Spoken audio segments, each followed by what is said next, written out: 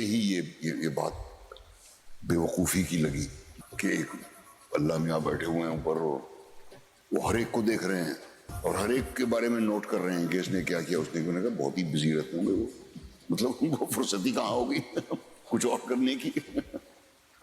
تو یہ باتیں تو مجھے تب بھی نہیں سوچی جب 5-6 سال کی عمر میں یہ کہانیاں مجھے بتائی جاتی تھی۔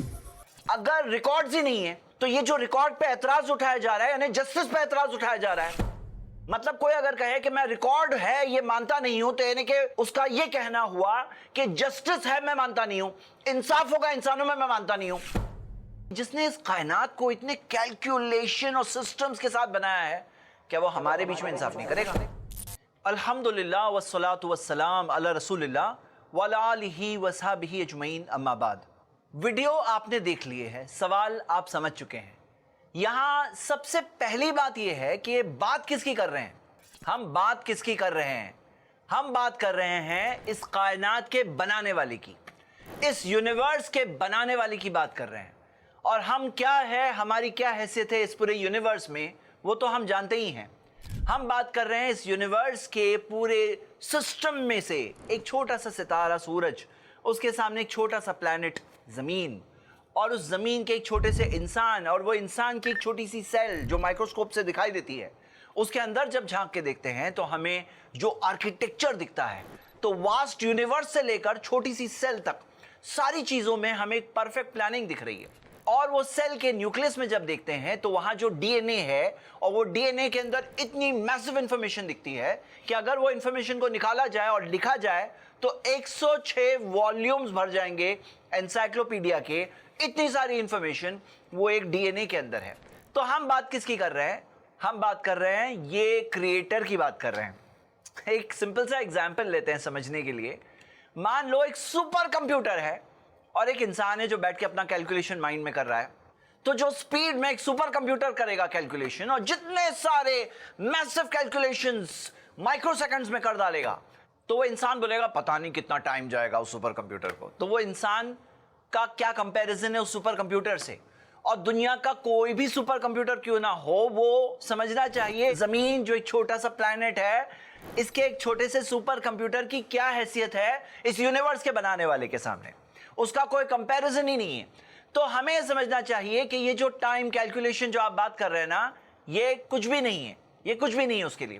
اس میں ایک بات جاننا بہت ضروری ہے کہ یہ جو کمپیریزن کر رہے ہیں انسان میں اور اللہ میں، انسان ایسا ہے تو انسان کے کیلکولیشن سے اللہ تعالیٰ کا ججمنٹ ہو رہا ہے۔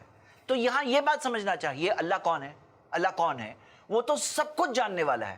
حقیقت میں اس کو تو یہ ریکارڈ لکھنے اور پریزرو کرنے کی بھی ضرورت نہیں ہے، وہ ہر چیز جانتا ہے، لیکن یہ ریکارڈ اس لیے تاکہ حجت قائم ہوگی، قیامت کا دن ہوگا جب انسان وہاں پر ہوگا، اس کو اپنا اعمال نامہ پورا کے پورا ملے گا ہاتھ میں، جس سے وہ دیکھ سکے گا کہ میں نے کیا کیا کیا، اس کا ریکارڈ میرے سامنے ہے، جو مجھے انعام ملے گا یا سزا ملے گی یہ میرے ہی کاموں کا نتیجہ ہے۔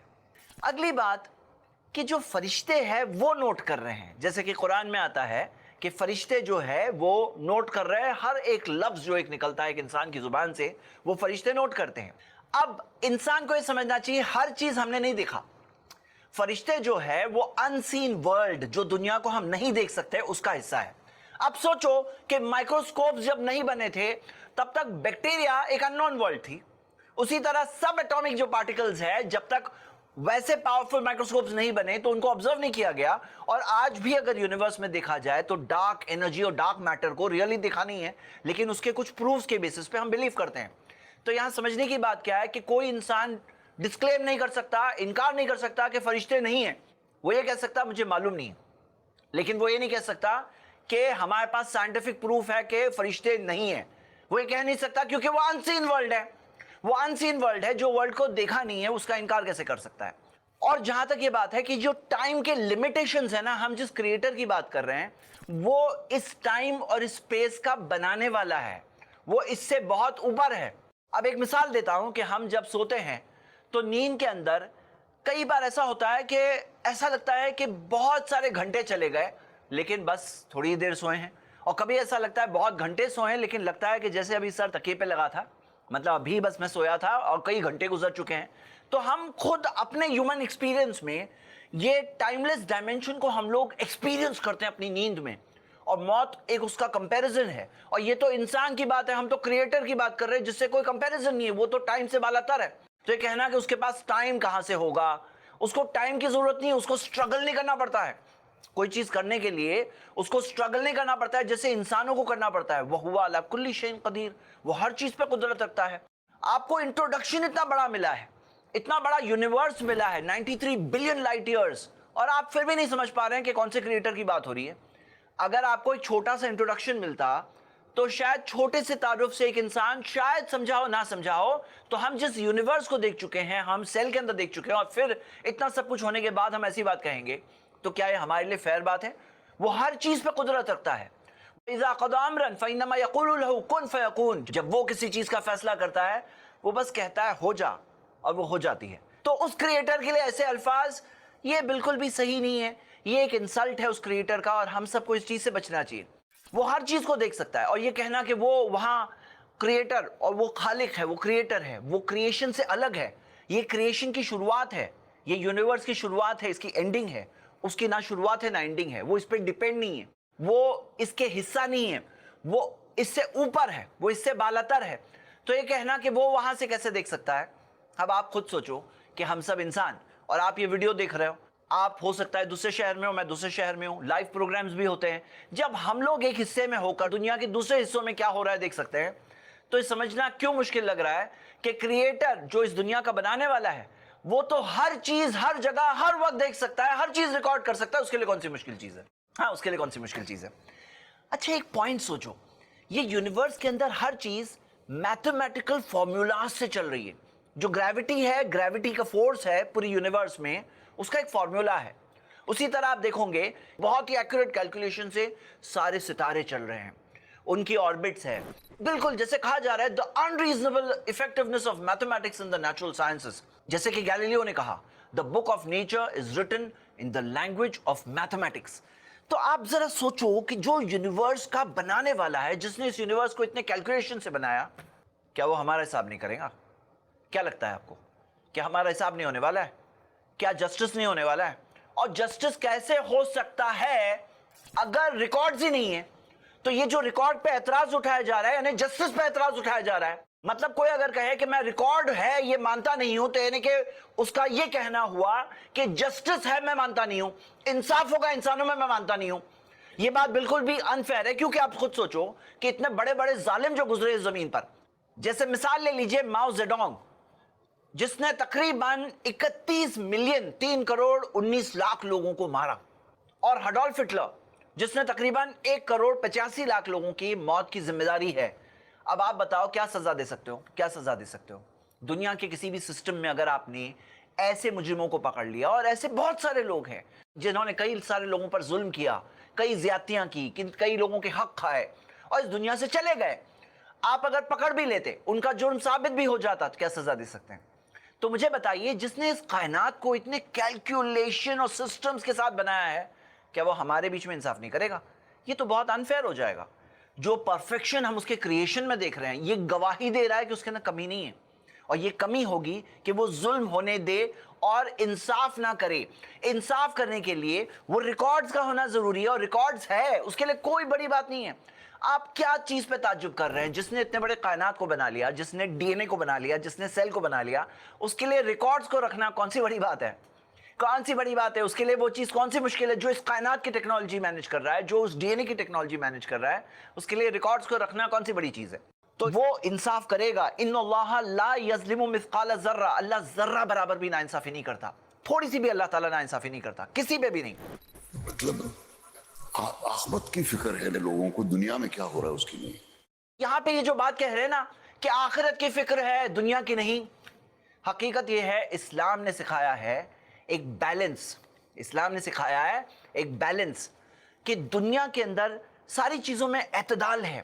اسلام کے اندر یہ نہیں ہے کہ آپ دنیا کے غلام بن کے رہو, یا ایھا الناس, اے انسانوں, ان وعد اللہ حق, اللہ کا وعدہ سچا ہے, فلا تغرنکم الحیات الدنیا, یہ دنیا کی زندگی تمہیں دھوکے میں نہ ڈال دے. تو دنیا کے دھوکے میں بھی مت پڑو, جیسے کچھ لوگ ہوتے ہیں دنیا کے غلام بن جاتے ہیں, ان کا گاڈ دنیا ہوتی ہے, یہ دنیا کا عیش و آرام, یہ دنیا کی لذتیں, یہ ان کا گاڈ ہوتا ہے, اس کے لیے جیتے مرتے ہیں وہ.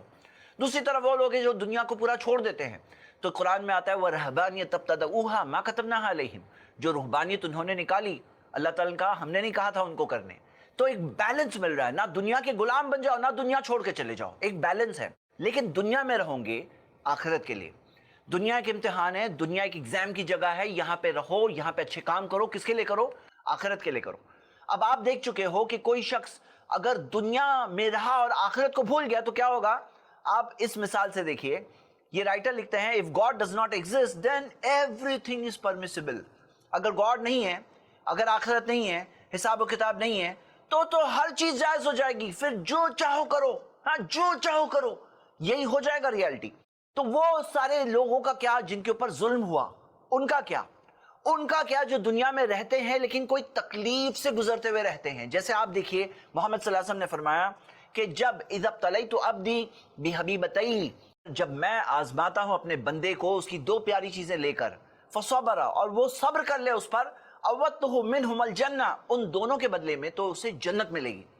तो मैं इनसे पूछूंगा, हमारे पास आंसर है कि जो ऐसे तकलीफ से गुजरता है और सब्र करता है उसको हमेशा की खुशी मिलेगी, उसका हिसाब लिखा जा रहा है, अल्लाह ताला लिख रहा है, उसके सब्र को लिख रहा है, उसके इनाम को लिख रहा है, और उससे हमेशा की जन्नत मिलेगी। इससे पॉजिटिविटी पैदा होती है, इससे सब्र पैदा होता है, इससे उम्मीद पैदा होती है।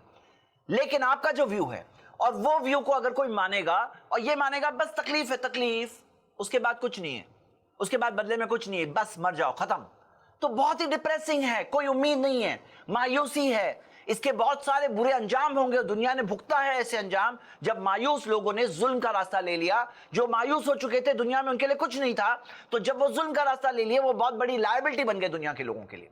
और जब कोई दुनिया में रहता है आखिरत के लिए, अल्लाह के लिए वो अच्छा काम करता है, अल्लाह के लिए नेक काम करता है, तो आपको पता है कुरान की आयतें हैं कि लअल्लकुम ताक़िलून, ताकि तुम अक्ल इस्तेमाल करो, ताकि तुम देखो, गौर करो।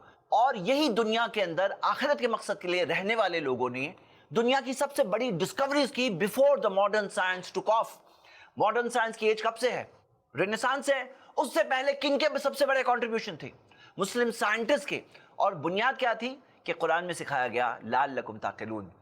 आखिर में जब ये कहते हैं I am a lapsed Muslim, I am a lapsed मुस्लिम जो कह रहे हैं, तो मैं कहूंगा फमन इह्तदा फली नफ्सिही, जो हिदायत का रास्ता लेता है, सही रास्ता लेता है, खुद के लिए लेता है।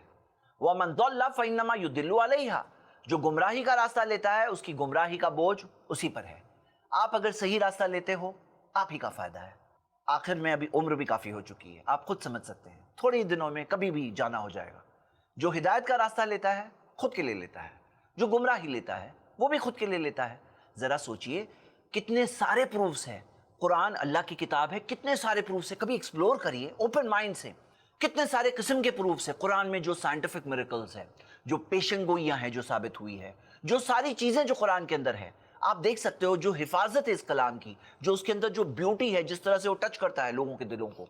और मोहम्मद सल्लल्लाहु अलैहि वसल्लम अल्लाह के सच्चे रसूल हैं, कई सारे प्रूफ्स हैं। आप देख सकते हो उनकी जो पेशन गोइयां हैं, जो उनकी तालीमात है, जो उनकी पूरी जिंदगी है, ये सारी चीजें प्रूफ्स है।